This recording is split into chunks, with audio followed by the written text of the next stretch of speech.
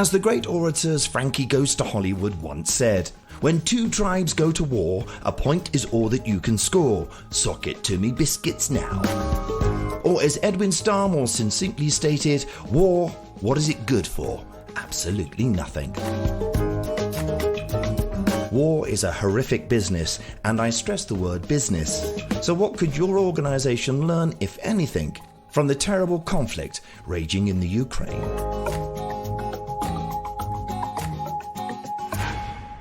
Believe it or not, Sock It To Me Biscuits Now are actual lyrics in the 80s song Two Tribes. I know, crazy, but please, if you don't believe me, look it up.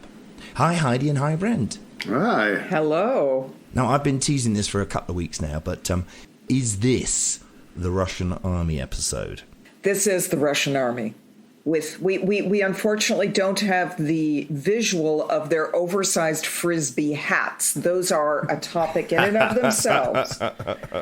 But it's been really kind of interesting to look at part of what's going wrong in the war in the Ukraine based on structural decisions that have been made by the Russian army. And a caveat here to all the listeners, neither of us, Heidi or myself, have any military experience, but Brent does. I have limited experience with the Russians, but I have an experience with the Russian army. What are we observing that relates to business? How is an invading army relevant to our businesses? What happened after the Cold War is a restructuring of it was actually when the wall came down more. It was a restructuring of the Russian military. Thinking that it was a new environment, a new battlefield, they needed to restructure, which they did. A lot of the military is now conscripts. In the past, it was always a professional military. And what they did is they took the middle section of the military and disposed of it, thinking that if you have enough generals and you have enough soldiers, privates, low-level soldiers, right, those generals can feed down the information needs to go down, and those privates will make the right decision and fight well. And this actually resembles a situation I was in working with an advertising agency where they kept the senior-most staff and fired everyone in the middle tiers. So you essentially had senior executives and interns. Right. There's a huge structural problem here. Yeah. They thought it was a great idea. Okay. They are road testing this idea for you to see, does this make sense? Well, and in Syria, it did work because they were not the primary perpetrators. Yeah. They were basically just launching missiles. Their special operations forces were doing the rest of it, and it worked pretty well. Right. It works well when you're doing war by proxy. You don't necessarily need all of the layers of a military and all of the middle logistics that happen in a military operation when you're a terrorist. Right. And we're guilty of that occasionally, too. Yeah. So they've now gone into what is a classic land war that we haven't seen since World War II, which has all of the supply line questions, all of the resupply issues, and they don't have middle management.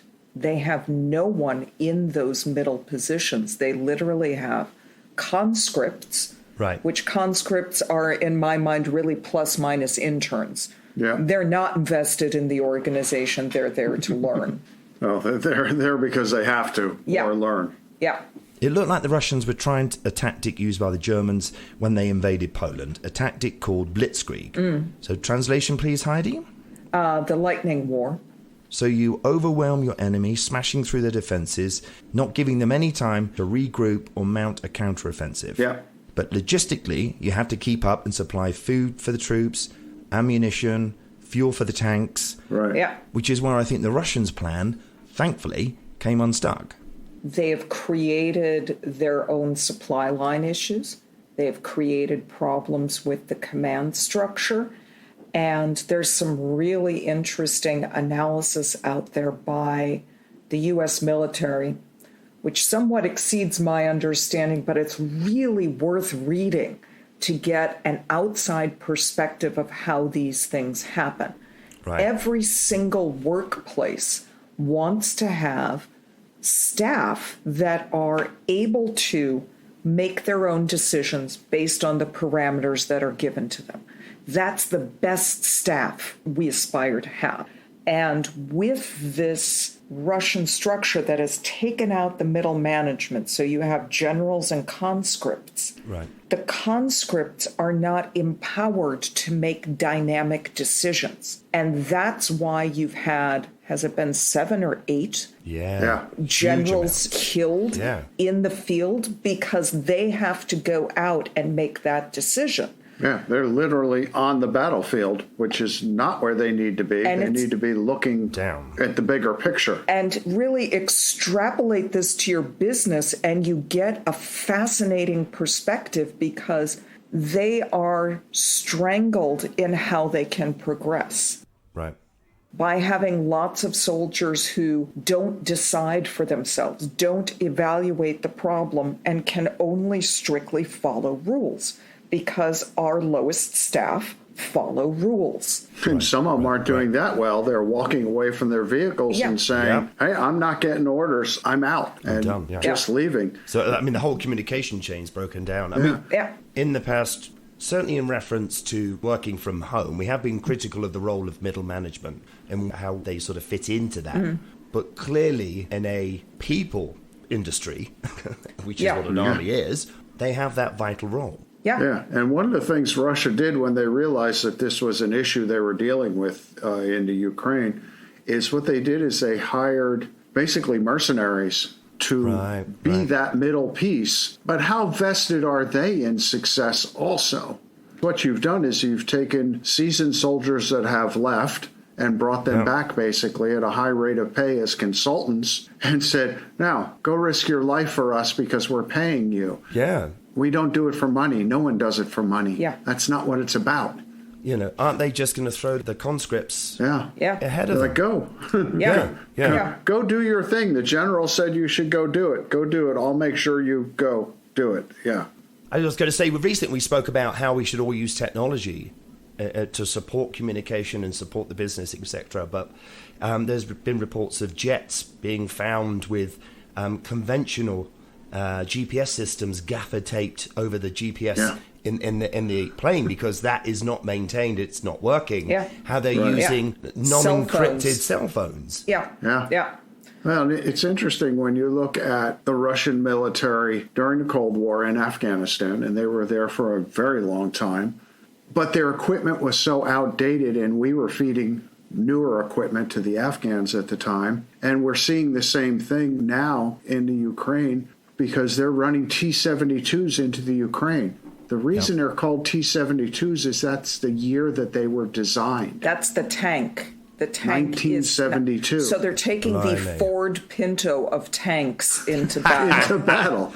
And we are weaponizing the Ukraine with weapons that are just, 3-4 decades advanced from what the Russians are coming at them with. And there's another thread to this that I think a lot of people may not be aware of, which is the field of organizational effectiveness, which is in the broadest sense the field that Org-ology works in, is highly influenced from its birth from the military, because the military originally took this question of how do we make work better, which is central to how we do our work. So it's actually not that foreign to step back and look at military operations to see what they can teach us. It sounds bizarre, but it's actually quite relevant. And in these discussions of staffing and decision-making on the battlefield, 2 militaries have been called out for serious gaps in this area. One is the Russians. Can anyone predict what the other one is? It's the Chinese. Both of these problems fundamentally come from the fact that this middle management layer, which is the non-commissioned officers who really implement the plans and organize the people. Guess what? In China, those people are not that free of thought, not that creative, and not that innovative. You have an oppressive regime where yes men won't relay what's actually happening on the battlefield. because they are literally scared that they'll shoot the messenger. Yeah. I guess so. Be wary of those countries that hold these large military parades, like China, the Russians, North Korea. Yeah. Yeah. And that includes you, Macron. Well, I was going to say, does that include the French? Yeah, let's deviate to talk about the French. Yeah, okay, take a pot shot at the Well, back. when you think about it, the military in many countries is the largest corporation in that country. Our Department of Defense is the biggest corporation in America by numbers and by money spent. And that doesn't mean that you have to endorse what they do. It doesn't mean you have to sign up from them. But you would be a fool to not look at what lessons they can teach you, because there's a lot of very interesting cases to study there for what you can learn and what goes right and wrong. I believe a lot of military spending, and the US spends a vulgar amount. I think we could still get the same job done for a lot less. But communications was devised around communicating armies. Technology, it's technology that's winning the day in Ukraine, as well as some very brave soldiers. But technology is a game changer. The Russians are rolling in like it's 1945. Yeah. Or at least 72. And 1972. You can very happily disagree with the military-industrial complex, and that's worth a discussion. But if we're spending the money on it anyway, why don't you learn from it? Yeah, exactly. And I would like to say at this point, I personally don't wish the Russian army any success. Please don't listen to any of the advice you may have got from this show, because I don't want you to win. But I do feel terrible for those very manipulated young soldiers that are losing their life for something that they shouldn't be risking it for in the first place. They're misinformed and underinformed. Yeah, absolutely. With not a lot of choices. Yeah. Exactly. But go Ukraine. And so what have we got to look forward to next week? I thought we'd play Monopoly with word. pizzas. Ooh. Monopoly with pizza. I have no idea how this is going to work. And you're not going to tell me, are you? Nope. It's going to get messy. It's going to be cheesy. A few of the jokes might be cheesy, yes. Well, thank you, Brent. Thank you, Heidi. I'll see you next week. Chat next week. Bye.